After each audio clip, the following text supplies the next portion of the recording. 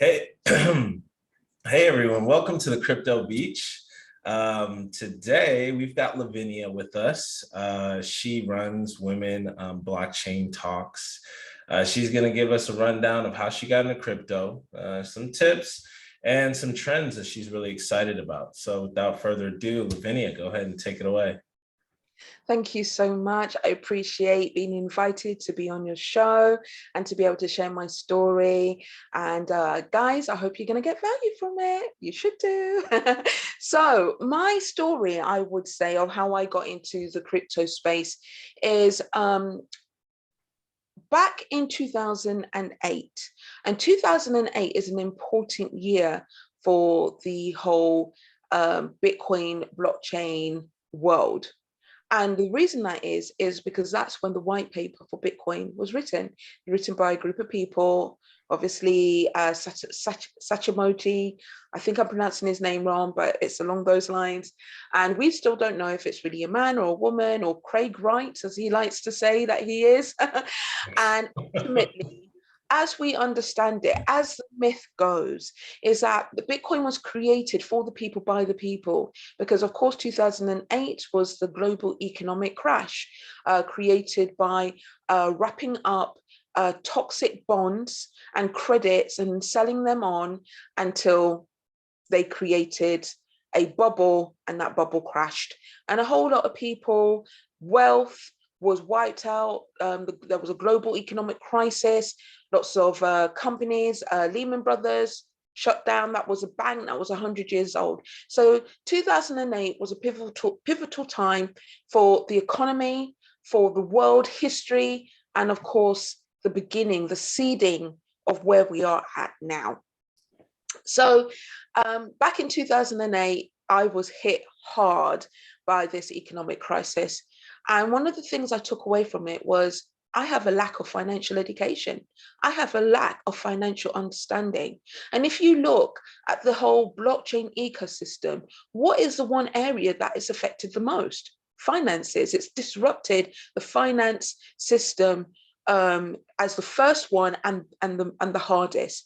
And the reason it has been, and the reason it has done, sorry, is because the finance system is old, it's antiquated, and it is pivoted around centralization. There are many gatekeepers, and for many women, particularly for many people, particularly women, there's a feel like there's a high barrier to entry when going into finance and being able to make your money work hard for you.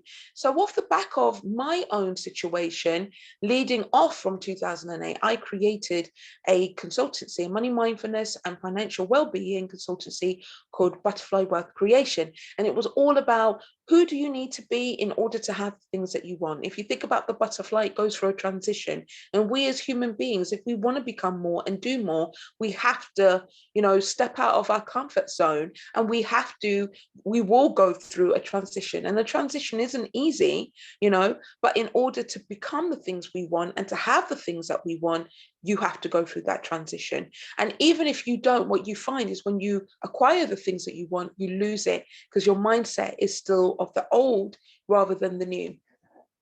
So of course, when you're speaking to people about finances, you're going to touch on the past, the present, and the future. And of course, as I was establishing myself over the years, what did I start hearing about? This is more so to 2016. I started hearing about Bitcoin. And I was like, what is this Bitcoin? I actually think I started hearing about Bitcoin from 2014, but I had no way of getting involved. I'm not a hacker, was a part of that community. And so, cut long story short, 2016, I started hearing about blockchain. And I thought, right, I know what Bitcoin is, but what's blockchain? Are they the same? And then I started to learn it was the technology that underpins Bitcoin and other cryptocurrencies. And then I said to myself, I need to learn more about this. This is quite interesting. I could see this is the future, particularly the future of money. How do I get to learn? So I thought, let me pull on my operational skill sets and let me see if I can get a job within blockchain. And I was able to find a job within blockchain, but it was focused on digital identity rather than, say, an exchange, a cryptocurrency exchange. But even so, because they were still you're dealing with cryptocurrencies, you're still dealing with blockchain. I learned so much. And so after I left that company, I was like, I need to do something in this space. I want to do something in this space. What can I do? I'm not a techie, I'm not a dev, I'm not an engineer. And at that time, that's what it seemed you had to be in order to have a voice, in order to have some sort of credibility in this space. But someone who is a dev, someone I still talk to, and I hold in high regard, she said to me, Lavinia, we need people like you, because blockchain and cryptocurrency, if we want mass adoption, then businesses will be created. And we need people like you who can talk, who can explain. I create, or people come with ideas and they ask me to create an idea, or like an idea or a project. But I can't speak about it. I can't sell it as a business dev. I can't create the marketing around it. So we need people like you, and we need a voice like yours who can help bring in other people. And of course, working in blockchain, what I found was that there wasn't many women. And one of the first things I did when I started working for the blockchain company, I put on an event to try and get more women into the space or to come into the company. And it was called Blockchain, Bitcoins and Babes. Some people did not like the term babes, but I was like, listen, I'm not giving permission to men to call women babes, particularly in the workplace, because it's inappropriate. But women to women like me and the girls that, or the women who were in the space at the time with me, all the time it was like, all right, babes, how you doing, babes? You want to go get some lunch, babes? And you have to think about, even now, if you want to attract people who are not in this space, you need to use their language, not your language. Because if you use your language, like at the beginning, when I was saying women in blockchain, some of the women would say to me, I didn't know if it was for me because I'm not a woman in blockchain. And I'm like, yes, it is for you. And it's called Women in Blockchain Talks because we want the women who are already in blockchain to talk, to amplify their voices. So women who are not in blockchain will see and hear them and be like, you know what, if they're doing it and I can relate to them, or they represent me, or there's something about them that's representative of me, then I can come into this space as well, And so that's how I got into the blockchain space. Now, how I got into crypto now is working for the company, of course. I finally had people who could show me the process. It was very convoluted. It's a lot more easier now, but still, we've got a long way to go to make it more efficient, more easy, and more, just not so overwhelming for people who are brand new to the space. But I remember I bought £500 worth of Ethereum, and I was like, and then it was just before crypto winter. So it was back end of 2017. And I was like, it doubled to 1,000, like January 2000. I was like, what? Yes, I'm going to be a millionaire by the end of the year. And then February came, March came, and the market crashed. And I was like, what the friggity frop? And then I was just waiting for it to just come back up. And it didn't for a very long time. So, that was my first interaction with crypto. But you know what? For me, it was an experiment, not even an experiment, but it was a process. You got to have skin in the game. But you also need to appreciate that crypto is not just about the volatility of the market and making money from the market. There's utilities behind it. This is a paradigm shift. This is you've got to look at crypto of how you can use it within this space rather than how you can just earn from it. If you're just looking at how you can earn from it, then you're missing out on 95% of what this marketplace or this new paradigm shift, this platform, blockchain, metaverse, Web3, NFTs can offer you. You're missing out on 95%. Yeah. In my opinion. Mm-hmm. Yeah. So, thanks for that story about how you got into blockchain. It's interesting. You went, it was originally around digital identity or identity. And then you started to dabble into the currency components of it. And on the topic of using the platform to create, you've got some great resources around NFTs. And so I'm curious, what kind of tips would you give for creators that want to use the blockchain for that purpose? Definitely do your research. You know, you need to understand the different models that are being used. Is it a PFP? Is it a 101? Is it a 1 of 20? Do you want to use photography? You know, look at the different platforms that are kind of promoting more of what you want to promote. OpenSea at the present moment is the #1 NFT platform to mint and sell and promote your NFTs.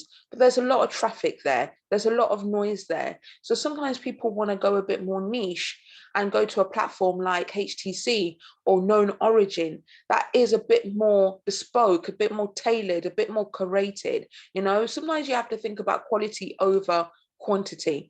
The marketplace is getting a bit tired of the 10x's, generated 10x's.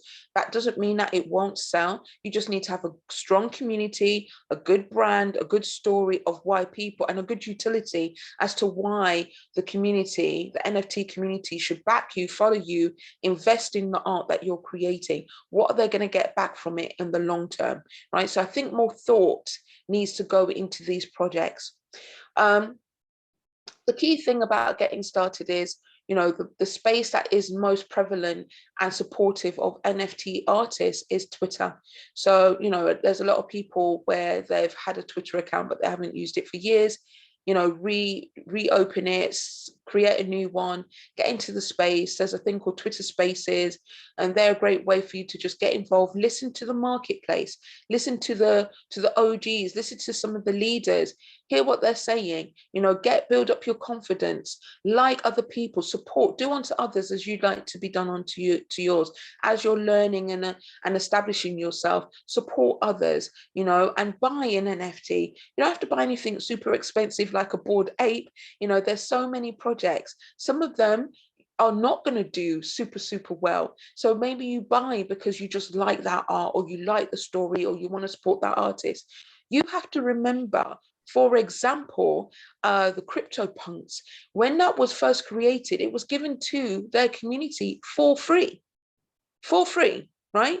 And now Crypto Apes are going for $500 million, you know, even more, 59 million. I mean, it's just mind blowing. Now, will all projects be like that? Of course not. And also, the other thing that you have to remember is that if you're going to come to this space, don't think that you're going to make money straight away. You might create something and it sits there, and then 6 months later, it sells. And it sells because you've built up your profile, you've built up your brand, you've built up your community. I've created an NFT, it hasn't sold, but I'm not even worried about it because I know eventually it will sell, because I'm doing what's needed and acquired to build up my brand, to build up my name, and eventually it will sell. But I'm not doing what I do because that's the objective. That's just going to be like part of the parcel of me just building up my brand and building up my name, full stop. For me, it's a long game. And come into this space wanting to add value, not just take away. Because I'm telling you, just like the internet is still here. And look how much innovations have come from it. Who would have thought a smart contract would come from the world of the internet and wiring up? I don't want to say wiring up, that's not the word. You know, remember before with AOL, you had to plug in, you know, in order to get the internet. Dial up, that's it. Thank you, dial up. And then of course we got the wireless and the broadband. It was all very clunky. And we have moved so much further from that time. So we are at the beginning. Think about what could be, and think about how you can be a part of that creation, rather than just taking and just watching and not be part of the conversation. And particularly, I say this in particular to women. Women, there are not enough of us in the space. We have to step up, we have to be bold, we have to be brave, we have to get over our fears of tech and imposter syndrome, and is this space for us, and people making it comfortable for us. If they're not making it comfortable for us, this is a space where you can create your own table, create your own chairs and your own knife and forks if you want to, right? And create, be, Be an example, just like you will want someone to be an example for you, you be the example. Okay. And there's people like myself, many people in the space, and people like Kenny also, who are here to support and help you. You just need to be willing to step in, be bold, be brave, get started. And you get started by creating your Twitter account, getting onto Twitter spaces, following some of the OGs, listening and learning, and then adding value. And you will find your place, you will find your space. And, you know, it's a wonderful space to be part of. Wow, that was beautiful. Amazing. That, you know, hits all the points, I think. You know, I'm speechless, to be honest. It's just that's a mic drop, crypto queen right here. Awesome. So yeah, you guys heard it. You guys heard it. You know, I'm not gonna take a chance or stab at trying to rephrase it. You heard Lavinia, you know, take heed that advice. This industry is only gonna expand in the next 10, 15 years. This is where you're gonna wanna be, so. Yeah, exactly. So, of course, my social media details will be shared. So please follow, please get involved. You know, Women in Blockchain Talks is a community that's open to both men, women, and all genders, because we are inclusive, not exclusive. And but of course, our focus is on women. And off the back of that, one of the projects that's going to be accessible in the new year, I think that's a better word, is Crypto Queens, the first ever